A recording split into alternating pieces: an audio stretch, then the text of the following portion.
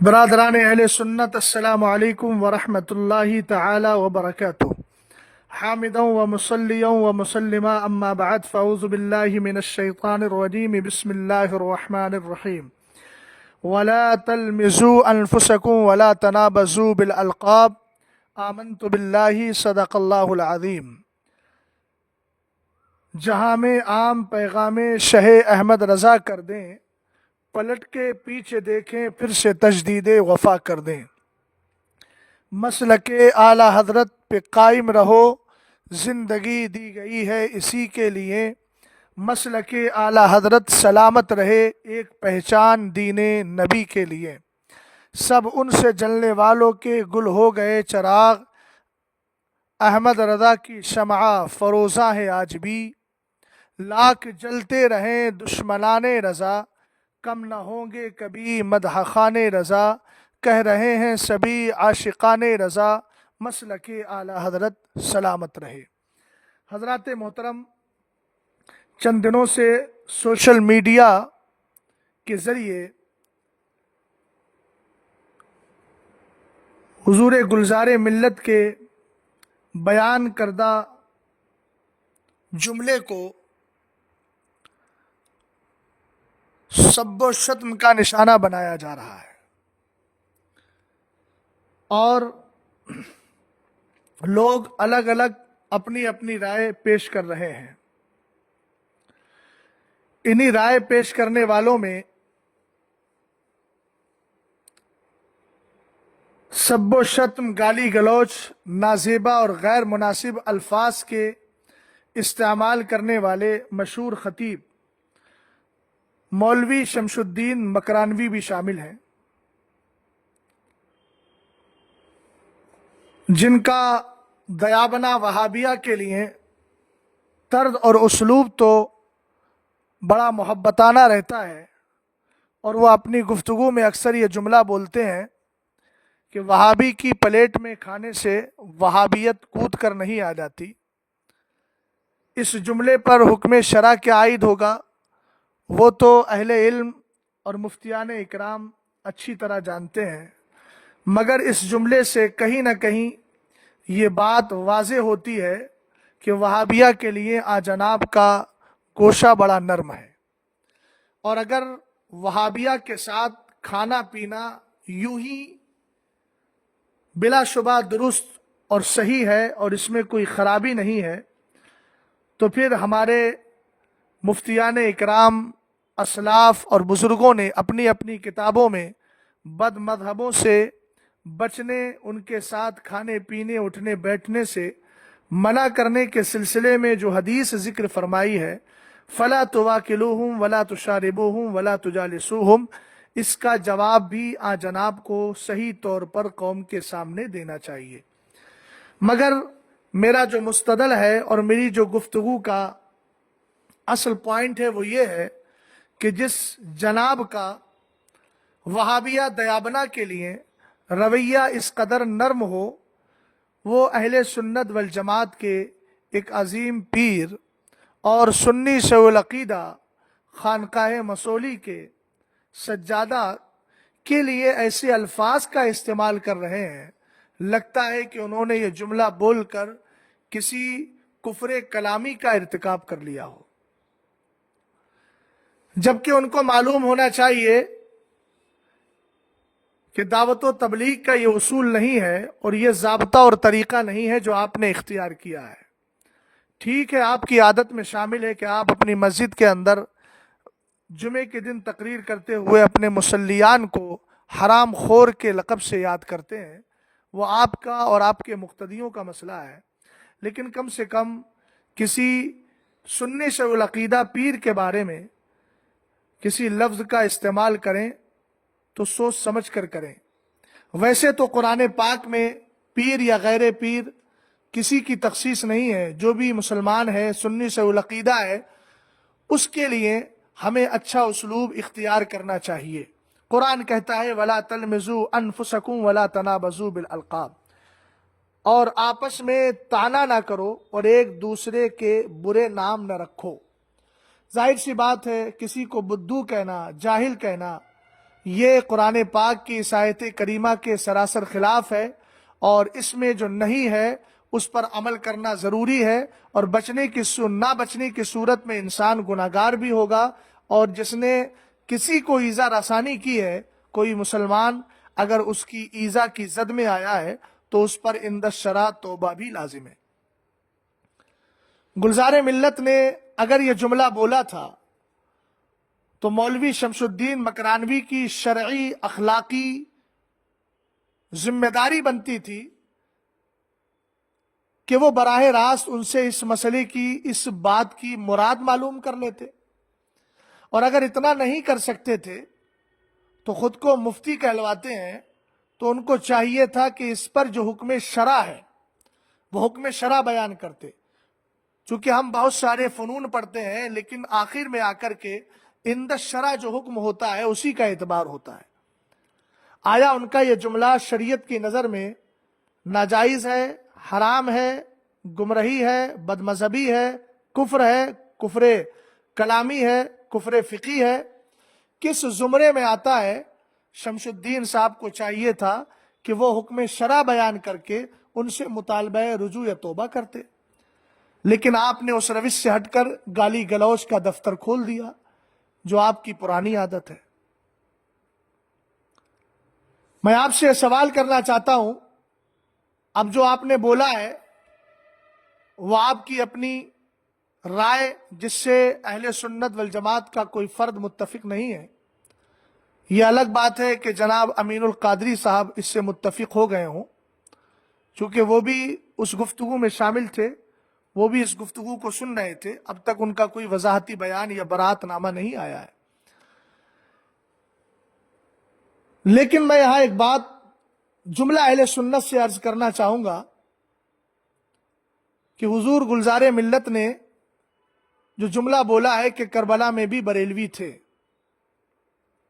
اس جملے پر اصطلاح کے اعتبار سے تو آپ اعتراض کر سکتے ہو کہ یہ اصطلاح بریلی کی اس وقت نہیں تھی، لیکن رہا عقائد کا معاملہ تو الحمدللہ رب العالمین جو عقائد کربلا کے تھے وہ عقائد آج بھی اہل سنت والجماعت بریلویوں کے ہیں۔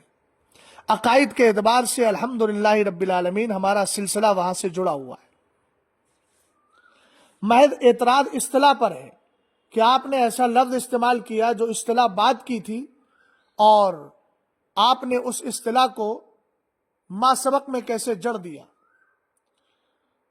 تو پہلی بات تو یہ ہے کہ اگر بولنے والا مسلمان ہے، سنی سے العقیدہ ہے، تو ہمارے فقہ نے فرمایا جہاں تک ہو سکے قائل کے قول کی صحیح تعویل تلاش کی جائے۔ امام اہل سنت نے بھی فرمایا کہ محمل حسن تلاش کرو۔ فقہ نے فرمایا جہاں تک ہو سکے عاقل و بالغ کے کلام کو لغو ہونے سے بچاؤ۔ اب میں مولوی شمس الدین مکرانوی سے پوچھتا ہوں کہ آپ کا اختلاف صرف اصطلاح پر ہے نا، کہ یہ اصطلاح آج کی ہے اور آپ نے جڑ دی کربلا میں، تو آپ نے صرف اصطلاح کو لے کر کے اس قدر گالی گلوچ کا دروازہ کھول دیا، دفتر کھول دیا۔ آپ کو یہ بھی سوچنا چاہیے کہ قائل قطعاً یہ بیان کرنا نہیں چاہ رہا ہے اور قطعاً یہ ظاہر کرنا نہیں چاہ رہا ہے کہ یہ اصطلاح اس وقت پائی جاتی تھی۔ ان کا مقصد اور مفاد صرف اتنا ہے کہ جو عقائد الحمدللہ رب العالمین ہمارے ہیں، یہی عقائد کل کربلا میں بھی تھے۔ جماعت کے اعتبار سے، اصطلاح کے اعتبار سے آپ کا اگر اعتراض تھا تو اس اعتراض پر حکم شرع بیان کرتے، لیکن آپ نے بیان نہیں کی۔ مگر میں کہتا ہوں اگر اس طرح کی اصطلاح انہوں نے بول بھی دی تو عند الشرع کوئی مواخذہ نہیں ہے۔ اعلیٰ حضرت امام اہل سنت رضی اللہ تعالی عنہ سے ایک سوال کیا گیا ہے ملفوظ شریف میں۔ یہ ملفوظ شریف اول ہے جو امام احمد رضا اکیڈمی سے شائع کی گئی ہے، اور اس کا صفحہ نمبر 147 ہے۔ اس حوالے کو سننے سے پہلے تمہیدی گفتگو سماعت کر لیجیے۔ جس طرح جماعت بریلوی اہل سنت والجماعت کی ایک نشانی ہے، ایک پہچان ہے، اور جس کے عقائد و نظریات حضور علیہ الصلاۃ والسلام کے دور سے لے کر اب تک چلے آ رہے ہیں۔ اگرچہ یہ اصطلاح بریلوی بعد کی اصطلاح ہے، امام اہل سنت فاضل بریلوی رضی اللہ تعالیٰ عنہ کے دینی خدمات انجام دینے کے بعد جب فرقہ باطلہ نے جنم لیا تو یہ اصطلاح معرض وجود میں آئی، اور ہمارے بزرگوں نے پھر اس کو اہل سنت والجماعت کی پہچان اور علامت قرار دیا۔ تعرف الاشیاء بازدادہا کے قبیل سے یہ استدلال ہے میرا کہ اعلیٰ حضرت امام اہل سنت رضی اللہ تعالیٰ عنہ سے عرض کیا گیا، صفحہ نمبر 147 ملفوظ شریف اول، امام احمد رضا اکیڈمی، حضور خلفائے راشدین کے زمانے میں بھی فرقہ وہابیہ تھا۔ فرقہ وہابیہ کی اصطلاح جو اعلیٰ حضرت امام اہل سنت رضی اللہ تعالیٰ عنہ نے خود فتاوی رضویہ میں ایک مقام پر ارشاد فرمایا کہ ہمارے دیار میں وہابی ان کو کہا جاتا ہے جو اسماعیل دہلوی کے پیروکار ہوں اور تقویۃ الایمان کو مانتے ہوں۔ تو اس سے ثابت ہو گیا کہ یہ اصطلاح بھی بات کی ہے، اور سائل جو سوال کر رہا ہے وہ یہ کہہ رہا ہے کہ حضور خلفائے راشدین کے زمانے میں بھی فرقہ وہابیہ تھا۔ اب اس نے یہ اصطلاح استعمال کی ہے فرقہ وہابیہ کی، جو اسماعیل دہلوی کے پیروکار کو بولا جاتا ہے۔ یہ نہیں تھا کربلا کے وقت میں بھی، یہ نہیں تھا دور مولا کائنات میں، یہ نہیں تھا دور عثمان غنی میں، نہیں تھا یہ دور عمر فاروق اعظم میں، یہ نہیں تھا حضرت ابوبکر صدیق اکبر کے دور میں۔ تو اعلیٰ حضرت امام اہل سنت رضی اللہ تعالیٰ عنہ کو چاہیے تھا کہ اس سائل کے سوال کا رد کرتے، مگر امام اہل سنت فاضل بریلوی رضی اللہ تعالیٰ عنہ نے سمجھ لیا کہ قائل جو سائل ہے وہ فرقہ وہابیہ بول کر یہ اصطلاحی لفظ مراد نہیں لے رہا ہے، بلکہ وہ عقائد و نظریات ہی مراد لے رہا ہے۔ تو امام اہل سنت رضی اللہ تعالیٰ عنہ نے فرمایا ارشاد میں، ہاں یہی وہ فرقہ ہے جسے عبداللہ ابن عباس رضی اللہ تعالی عنہما نے امیر المومنین حضرت علی کرم اللہ وجہہ الکریم سے فہمائش کی اجازت چاہی تھی، اور بحکم امیر المومنین تشریف لے گئے اور ان سے پوچھا کیا بات امیر المومنین کی تم کو ناپسند آئی۔ پورا واقعہ جنگ صفین کا پوری تفصیل امام اہل سنت رضی اللہ تعالی عنہ نے ذکر فرمائی ہے۔ اب میں یہاں واویلا کرنے والوں سے اتنا ہی پوچھنا چاہتا ہوں کہ امام اہل سنت رضی اللہ تعالی عنہ جیسا دقاق اور امام اہل سنت رضی اللہ تعالی عنہ جیسا اصطلاحات کا علم رکھنے والا آج کے دور میں کوئی ہو تو بتائیں۔ امام اہل سنت رضی اللہ تعالی عنہ نے سائل کے فرقہ وہابیہ تھا کس کے دور میں؟ خلفائے راشدین کے دور میں۔ تب اعلیٰ حضرت امام اہل سنت فاضل بریلوی رضی اللہ تعالی عنہ نے کیا ارشاد فرمایا؟ ہاں یہی وہ فرقہ ہے۔ ہاں جو بتا رہا ہے وہ اس بات کو بتا رہا ہے کہ امام اہل سنت نے لفظ اصطلاحی لفظ پر توجہ نہیں فرمائی، بلکہ امام اہل سنت نے سمجھ لیا کہ قائل کی مراد کیا ہے۔ تو اسی طریقے سے حضور گلزار ملت کا یہ جملہ ہے نا، عاقل و بالغ کے کلام کو لغو ہونے سے بچایا جائے۔ اور سنیے مولوی صاحب، جو آپ کہہ رہے ہیں کہ بہت سے مولوی لگ جاتے ہیں، الحمدللہ رب العالمین ہم نے اصول اور عقائد پڑھے ہیں، آپ کی طرح مدرسوں میں رہ کر وقت کی بربادی نہیں کی ہے۔ الحمدللہ رب العالمین ہم نے اصول پڑھے ہیں، ہم نے اعلیٰ حضرت امام اہل سنت کی الکوکبۃ الشہابیہ پڑھی ہے۔ جہاں پر محمل حسن تلاش کرنے کی بات ہے وہاں محمل حسن تلاش کریں گے۔ تمہاری ان بیجا گفتگو اور ان بیجا جملوں کی بنیاد پر ہم اپنی ذمہ داری سے سبکدوش ہو جائیں، اپنی ذمہ داری سے الگ ہو جائیں اور ذمہ داری سے سبکدوش نہ ہو، ایسا الحمدللہ ہم ہرگز نہیں کر سکتے۔